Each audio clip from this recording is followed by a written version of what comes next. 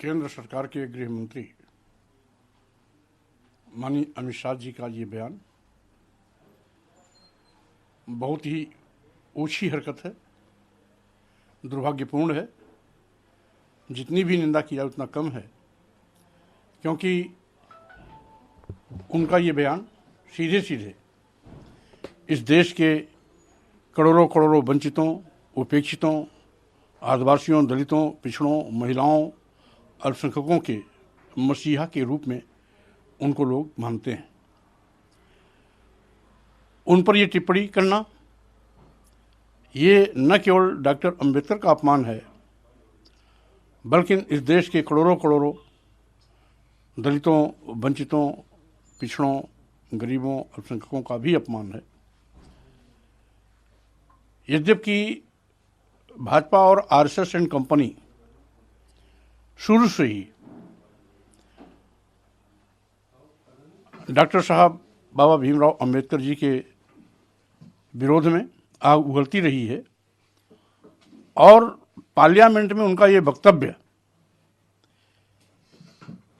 इनकी मनोवृत्ति को जाहिर करती है कि इनकी सोच कितनी ऊंची है कि आज़ादी के 76 साल बीत जाने के बाद भी दुनिया का सबसे बड़ा विद्वान, भारतीय संविधान निर्माता, भारत रत्न जैसी उपाधि से विभूषित डॉक्टर अंबेडकर का सम्मान कतई इनको बर्दाश्त नहीं है और जो इनके मन में जहर था वो इनके बयान के माध्यम से बाहर आया है। आज जिस भगवान की ओर इशारा किए हैं श्री अमित शाह जी, उस भगवान को तो किसी ने देखा नहीं और जिन लोगों ने भगवान को माना उनको जलालत की जिंदगी झेलनी पड़ी। आदिवासी, दलित, पिछड़े, अल्पसंख्यक, महिलाओं को अपमान के कड़वे घूंट पीने पड़े। भगवान ने तो किसी का नहीं भला किया, लेकिन हजारों साल से जिन करोड़ों करोड़ों वंचितों, उपेक्षितों, दलितों, पिछड़ों आदि आदि का धन, धरती, शिक्षा, सम्मान छीन लिया गया था, भारतीय संविधान के माध्यम से बाबा साहब डॉक्टर अंबेडकर ने उनको धन, धरती, शिक्षा, सम्मान से भी लैस किया, सम्मान स्वाभिमान की जिंदगी उतर बसरने का अवसर भी दिया, साथ ही साथ विकास पथ पर अग्रसर होने के लिए समान अवसर देकर के सबके सिर माथे को ऊंचा उठाया। हजारों साल की बिगड़ी को भारतीय संविधान के माध्यम से बनाने का भी काम किया।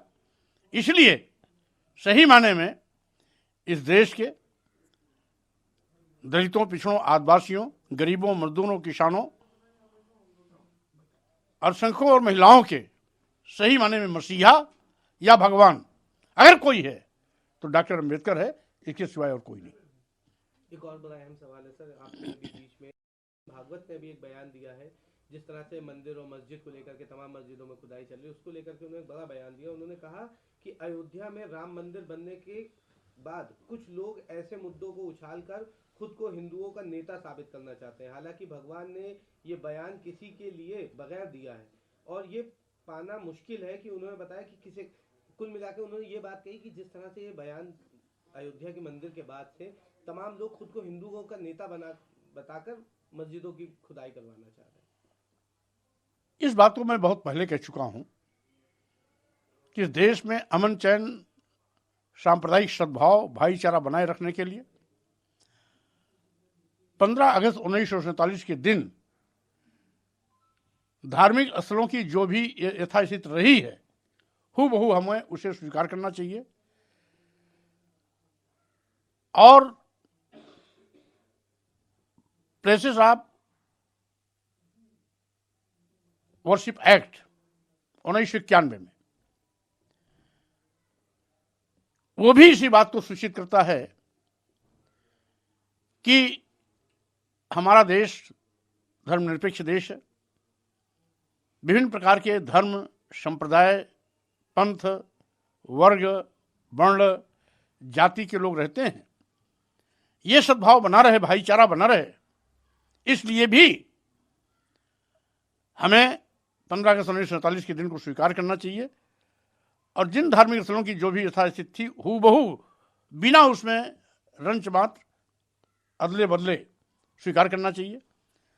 लेकिन आज एक फैशन चल गया है, हर मस्जिद में मंदिर खोजने का एक फैशन नया चला। ये जहर भी भारतीय जनता पार्टी, आरएसएस, उनके सहयोगी संगठन की ही देन है। आज जो भी मस्जिद में मंदिर खोज रहे हैं उनका नाता और रिश्ता या तो भाजपा से है या आरएसएस से है या उनके सहयोगी संगठन से है। और यही नहीं, हिंदुत्व की दुहाई देकर के हिंदू राष्ट्र की मांग करने वाले लोग भी इन्हीं के चेले चपाड़े हैं। तो अगर सही मायने में वो दिल से यह बात आरएसएस प्रमुख मोहन भागवत जी कह रहे हैं तो उनको कड़ाई से अनुशासित करके अपने कार्यकर्ताओं पर नियंत्रण करना चाहिए। और ये जो नया फैशन चल रहा है उस फैशन को रोक करके सांप्रदायिक सौहार्द, भाईचारा बनाए रखने का काम करना चाहिए। अन्यथा अगर ये देशद्रोही लोग मस्जिद में मंदिर खोजते रहेंगे तो आने वाले दिनों में लोग मंदिरों में बौद्ध मठ भी खोजना शुरू कर देंगे, जो इनके लिए बहुत महंगा पड़ेगा।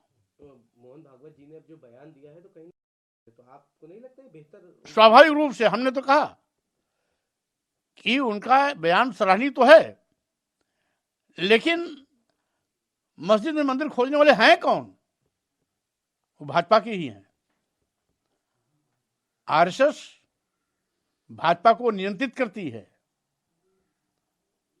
अगर भाजपा आज बेनकेल है तो इसका मतलब आरएसएस का नियंत्रण कमजोर है। इसीलिए मैंने कहा अगर सही मायने में मोहन भागवत जी यद्यपि पहले भी एक बयान दिए थे कि हर मस्जिद में मंदिर खोजना लोग बंद करें, फिर आज उसी को दूसरे रूप में उन्होंने कहा कि कुछ लोग हिंदू नेता बनने के चक्कर में मस्जिद में मंदिर खोजने का लगातार सिलसिला जारी रखे हैं, ये उचित नहीं है। लेकिन मैं कह रहा हूं कि भाजपा और सहयोगी संगठन का नियंत्रक कौन है? आरएसएस प्रमुख ही है। अगर चाहते हैं सही मायने में भाईचारा बना रहे तो 15 अगस्त 1947 के दिन की यथा बहाली के लिए और उसकी स्वीकारता के लिए वो अपने कार्यकर्ताओं को निर्देश दें, उन पर नियंत्रण करें। उन्हीं के अधीन सरकार चल रही है। अगर नहीं मानते हैं तो सरकार को उनके खिलाफ कठोर कानूनी कार्रवाई कर उनको जेल की सलाखों में भेजना चाहिए, क्योंकि सांप्रदायिक सद्भाव तोड़ने का अनुमति संविधान भी नहीं देता है। एक आखिरी सवाल है सर, बयान दिया कि राहुल गांधी ने धक्का मुक्की करी जिसके बाद उनको चोट लग गई। देखिए, माननीय अमित शाह जी के बाबा साहब डॉक्टर अंबेडकर के प्रति दिए गए अपमानजनक टिप्पणी से आज पूरे देश भर में जनाक्रोश है।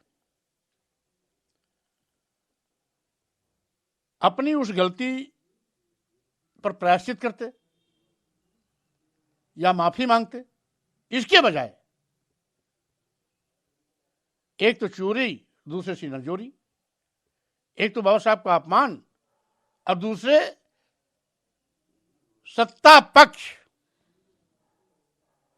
विपक्ष पार्टी कांग्रेस के खिलाफ धरना दे रही है। ये ऐसा पहली बार हो रहा है। यानी अपने पापों पर पर्दा डालने के लिए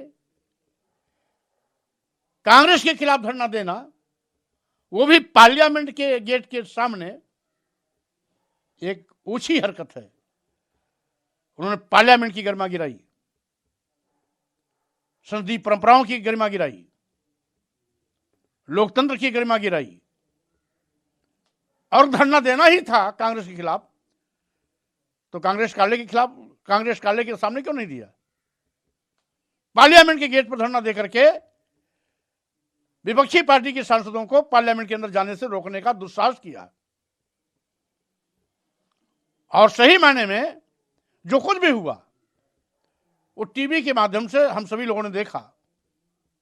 राहुल गांधी किसी को धक्का नहीं दिए, बल्कि ये लोग उल्टा उनको रोक रहे थे पार्लियामेंट जाने से।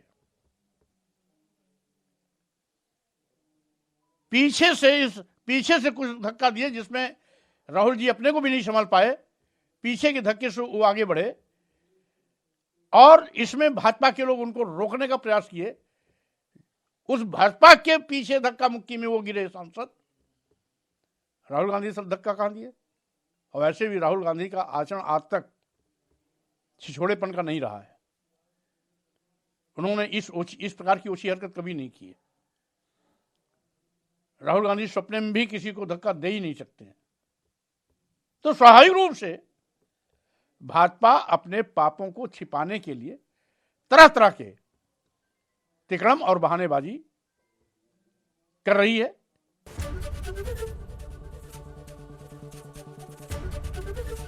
एबीपी गंगा, खबर आपकी, जुबान आपकी।